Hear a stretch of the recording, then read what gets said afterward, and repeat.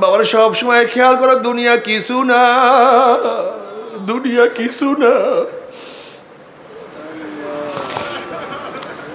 दुनिया का दोस्ती में से कागज फूल है, जाहिरी में खुशनामा है, हकीकत में कुछ नहीं। দুনিয়ার ভালোবাসা কাগজের ফুলের মতো, বাহ্যিক দৃশ্যে খুবই আকর্ষণীয়, কিন্তু আসলে ওটা অরিজিনাল কোনো ফুল না, ওর মধ্যে কোনো ঘেরান নাই, ওটা ফুলের কোনো ক্যারিট ওর মধ্যে নাই। ঠিক দুনিয়ার ভালোবাসা কাগজের ফুলের মতো কিছু না। যদি মতের খেলাফ হয় দেখবা সে বড় শত্রু হয়ে গেছে। এমনকি বাপ ছেলের মতের খেলাফ হলে বাপ ছেলে বড় শত্রু হয়ে যায়। এই আমাদের বরিশালও বহুত বড় ধনী ছিল, বাপ ছেলে কেস করতে করতে জীবন ধ্বংস করিয়া ফেলাইছে। বাপের বিরুদ্ধে ছেলের কেস, ছেলের বিরুদ্ধে বাবার কেস, সব কিছু ধ্বংস হয়ে গেছে। বন্ধু বন্ধুর বিরুদ্ধে লড়তে থাকে, স্বামী স্ত্রীর মধ্যে বিবাদ সৃষ্টি হলে একজন আর একজনের বিরুদ্ধে কেস দেয়।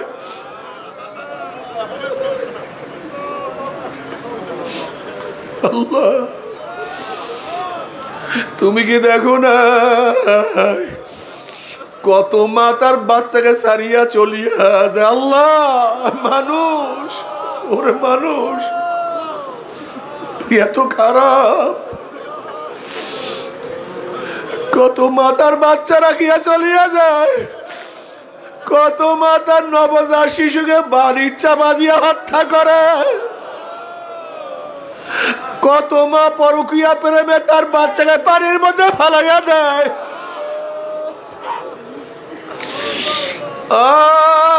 কত মা তার বাচ্চাকে ট্রাঙ্কের মধ্যে আটকাইয়া ফেলায়।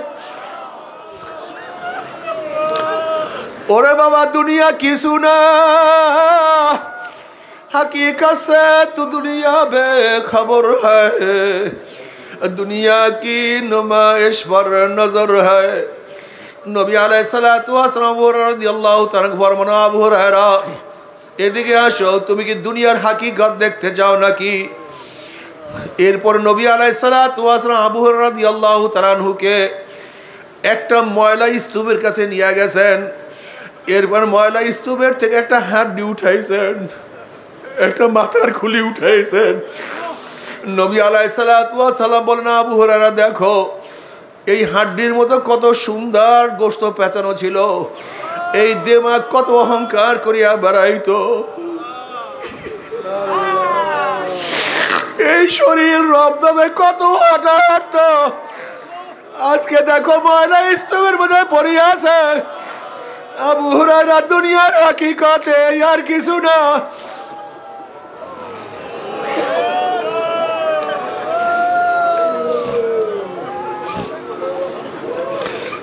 নবী আলাইহিসসালাতু ওয়াসসালাম একদিন একটা মরা বকরি দেখলেন।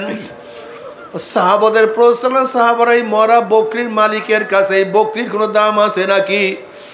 বললেন, না ইয়া নবী আল্লাহ, যদি দাম থাকতো তাহলে তো ফালাইয়া দিত না।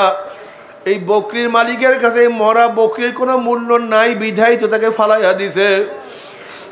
নবী আলাইহিসসালাতু ওয়াসসালাম বললেন,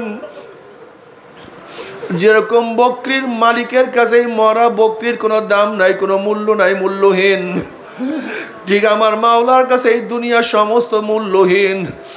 যদি আমার মাওলার কাছে এই গোটা দুনিয়াটা মশা মাছির পরের মতো দাম থাকতো, তাহলে আমার মাওলা কাফের মুশরিক বেঈমান থেকে এক ঢোক পানিও পান করতে দিতেন না। আল্লাহ, আল্লাহ, তুমি আমাদের সবাইকে মাফ করিয়া দাও। বাবারে, আখলাকি হও, চরিত্রবান হও। সব সময় খেয়াল করো, প্রথম যখন চরমোনাই ময়দানে আসছিলাম তখন তো সদরের কোনো চিন্তা আমার মাথায় ছিল না, তখন তো সাধারণ সম্পাদক হওয়ার চিন্তা আমার মাথায় ছিল না, তখন তো বয়ান করার চিন্তা আমার মাথায় ছিল না, তখন তো নেতা হওয়ার কোনো চিন্তা আমার মধ্যে ছিল না। তুমি খেয়াল করো, সেই প্রথম যখন চরমোনাই ময়দানে আসছো তখন কলবের হালাত কি ছিল? আমার মাওলাই কই? আমি মাওলাকে কেমনে পাবো? কোথায় গেলে পাবো? আমি মাওলাকে কিভাবে ধরবো, কোথায় ধরবো? সেই মাওলাকে পাওয়ার জন্য কত হালকায় দৌড়াইছো, সেই মাওলাকে পাওয়ার জন্য কত মাসিক ইস্তেমায় ঘুমাইছো, সেই মাওলাকে পাওয়ার জন্য কত দাওয়াত দিছ। তুমি খেয়াল করিয়া দেখো তোমার কলিজার মধ্যে কি যন্ত্রণা হয়েছিল। একটা মানুষকে কিভাবে দাওয়াত দেব, একটা মানুষকে কিভাবে চরমুনায় নিয়ে আসব। তোমার কি মনে নাই সেই স্মৃতিগুলি যখন মানুষের গাঁটটি তুমি মাথায় নিয়ে আসতা, কত মানুষের ঘরে গিয়া বারবার বলতে, ভাই চরমুনায় চলো, অমুক তারিখ অমুক তারিখ। তোমার কি সেই স্মৃতি মনে নাই? মানুষের দ্বারে দ্বারে গিয়ে কত দাওয়াত দিয়ে কত গালি শুনছ, সেই দিনগুলি কোথায়? সেই দিনগুলি কোথায়? সেই দিনগুলি কেন ভুলিয়া যাইতে আছো?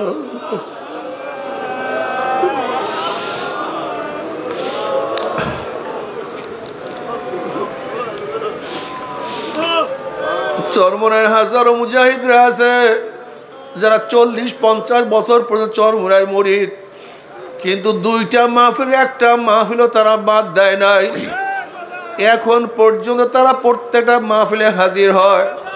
কিন্তু তুমি এত ধনী এত জুয়ান, তারপরে তুমি কেন পারো না? বাবারে, আস্তে আস্তে ধ্বংস হয়ে যাইতে আছি।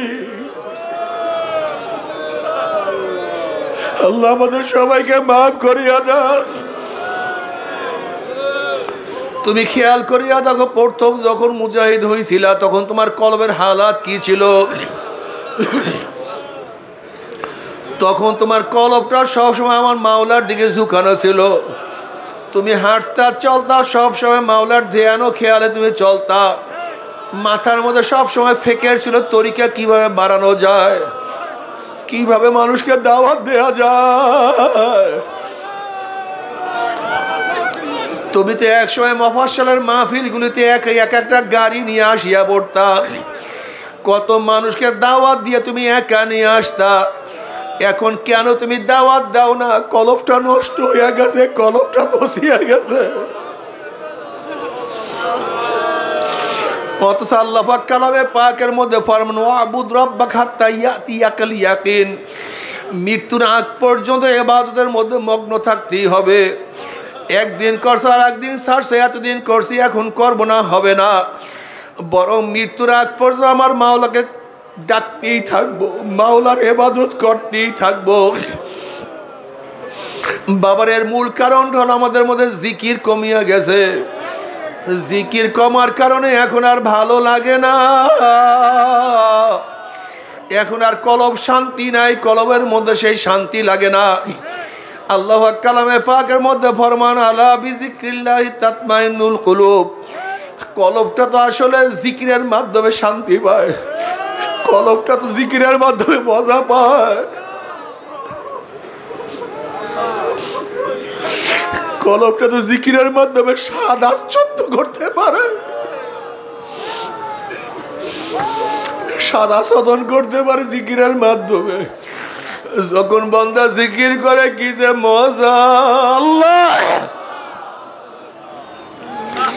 সবসময় ধ্যানের মধ্যে থাকিও, খেয়ালের মধ্যে থাকিও। যেরকম কম্পাসের কাঁটা সবসময় উত্তর দিকে ফিরিয়া থাকে, যত ঝাড়কিং দা সবসময় উত্তর দিকে ফিরিয়া থাকে, ঠিক তোমার আমার কলম যেন সবসময় মাওলার দিকে ফিরিয়া থাকে, সবসময় মাওলার দিকে। বাবার মান আরাফা নফসাহু ফাকাদ আরাফা রাব্বা। বুজুর্গানে দিন বলেন, যারা নিজের নফসকে চিনতে পারছে তারা আমার মাওলাকে চিনতে পারছে। আমার নফসের অবস্থাটা কি? এই কাজ আমি কেন করি, এই কথা আমি কেন বলি? এটাকে দিনের জন্য বলি না দুনিয়ার জন্য বলি? আমি কি তার উপকারের জন্য বলি না রাগের সাথে বলি? বাবারে, আমি কি ভালোর জন্য বলি না আমার নফসের খায়েশে বলি? বাবারে, আসলে আমার কলবটা এত নষ্ট।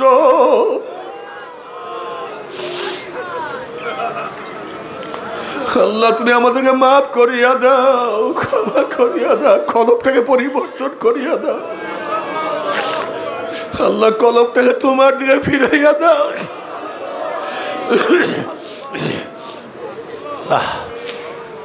আল্লাহ।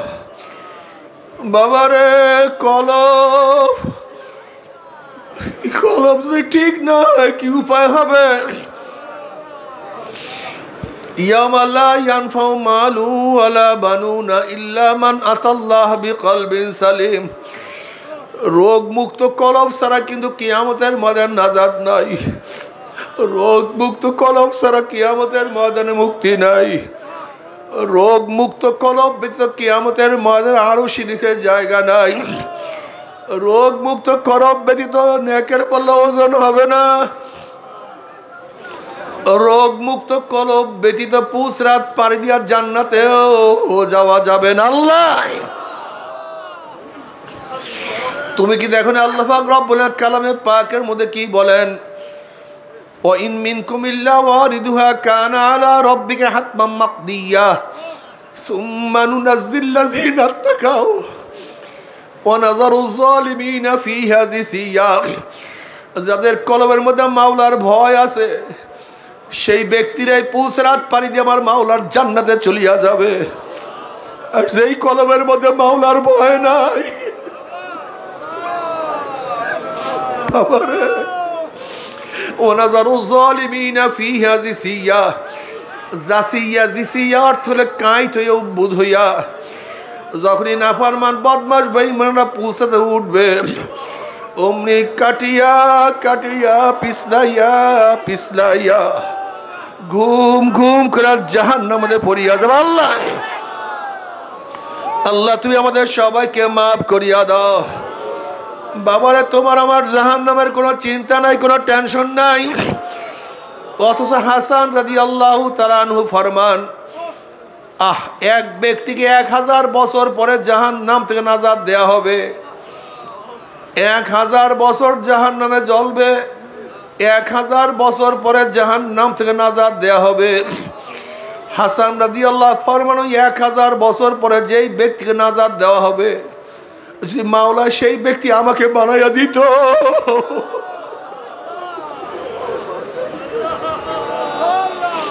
তবু তো একদিন না একদিন জাহান্নাম থেকে নাজাত পাবো।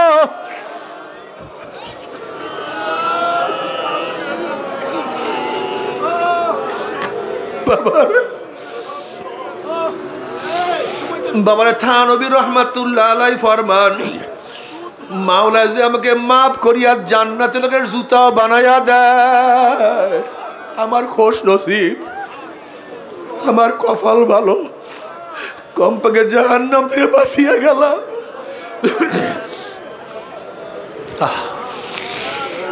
বাবারে বরফুল আব্দুল কাদের জিলানী রহমাতুল্লাহ আলাইহি একদিন কাবা শরীফের সাথে মাথার টাকায় আর বলে, মাওলা হে, ও মাওলা, তুমি যে কিয়ামতের ময়দানে আমাকে মাফ না করো, আমার হাত পার মধ্যে জাহান্নামের শিকার লাগিয়া যায়, আমাকে অন্ধ করিয়া উঠাইও।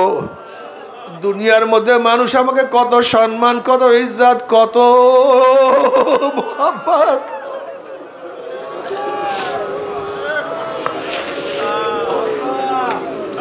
এত সম্মান, এত ইজ্জত, এত মোহাব্বত, আজ কিয়ামতের ময়দানে হাত পার মধ্যে জাহান্নামের শিকল লাগিয়া যায়, এই লজ্জা আমি সহ্য করতে পারবো না।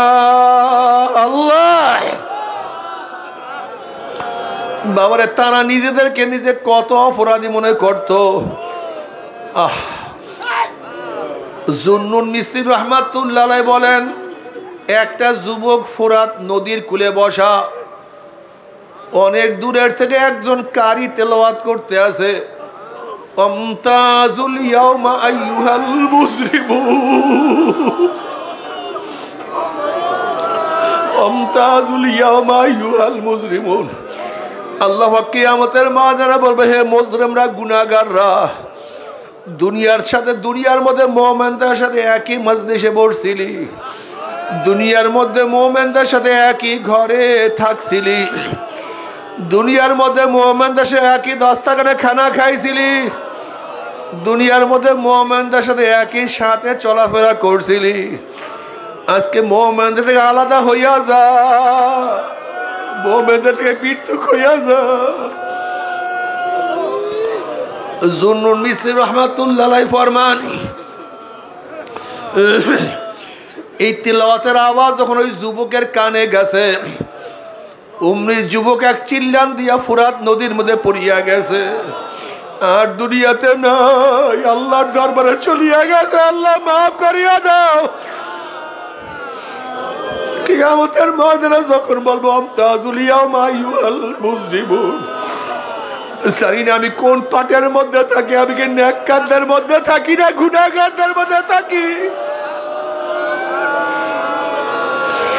আমার আমল নামা ডাইন হাতে পড়বে না বাম হাতে পড়বে। আল্লাহ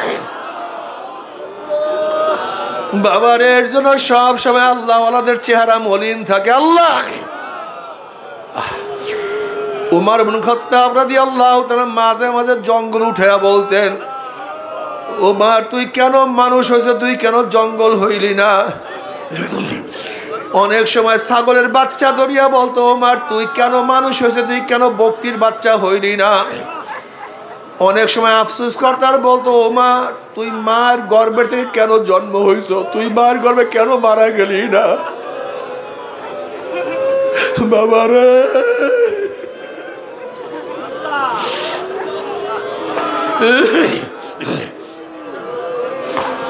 আবু বকর সিদ্দিক রাদিয়াল্লাহু তাআলা আনহু, নবীদের পরে যা মর্যাদা সবচেয়ে এক নম্বরে, এই আবু বকর সিদ্দিক রাদিয়াল্লাহু তাআলা একদিন একটা গরুর পেটে হাত দিয়া বলে, গরু তুই আমার চেয়ে কত ভালো,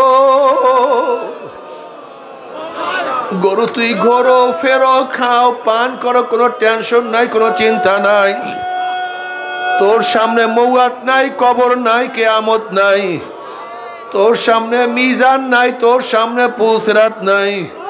কিন্তু আমি আবু বকর হইছি মানুষ, আমার সামনে কবর, আমার সামনে কিয়ামত, আমার সামনে মিজান, আমার সামনে পুলসিরাত।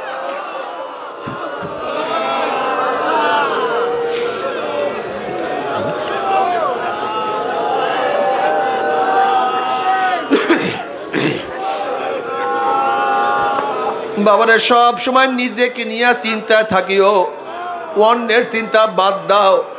হে চরমুনার মুজাহিদরা, অন্যের চিন্তা বাদ দাও। যে আমার মাওলা সবাইকে জান্নাতে দিয়ে, তোমার অসুবিধাটা কোথায়? আমার মাওলা যদি সবাইকে জান্নাত দেয়, তোমার ক্ষতিটা কোথায়?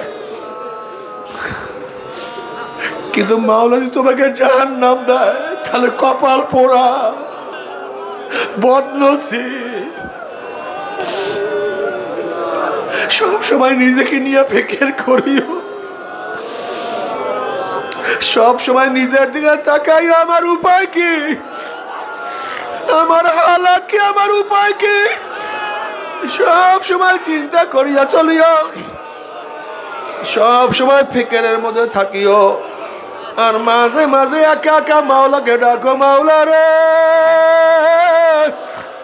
আমার মাওলা রে, তুমি মাপ না করলে উপায় হবে না। আল্লাহ ইয়াবামার ইয়ানা ইয়াবাম জুস্তু জুয়ামি কুনাম, ইয়াবামুরা ইয়ানা ইয়াবাম জুস্তু জুয়ামি কুনাম, হাসিলা ইয়াদিয়ানা ইয়াদার জুয়ামি কুনাম। মাওলা আমরা তোমাকে ডাকতেই থাকবো, ডাকতেই থাকবো। তুমি ডাকে সাড়া দাও অথবা নাই ডাক সাড়া দাও, আমি তোমাকে ডাকতেই থাকবো। মাওলাকে ডাকতে থাকো, বলাইতে থাকো, বলাইতে থাকো। যেরকম বাচ্চা ওয়া ওয়া ওয়া ওয়া করে চিল্লাইতে থাকে, বাচ্চা ওয়া ওয়া করে চিল্লায়, আর মায়ের মোহাব্বতে জোশ মারা শুরু করে। বাচ্চা ওয়া ওয়া করে, আর মার বাচ্চার মোহাব্বতে জোশ মারে। ওই আওয়াজের মধ্যে মায়ের মোহাব্বতের সাথে কি কানেকশন, মার বুকের সাথে কি কানেকশন। যখন বাচ্চা ওয়া ওয়া করে চিল্লাইতে থাকে, বাচ্চা হাত পাও নাড়াইতে থাকে, তখন আর মা সহ্য করতে পারে না।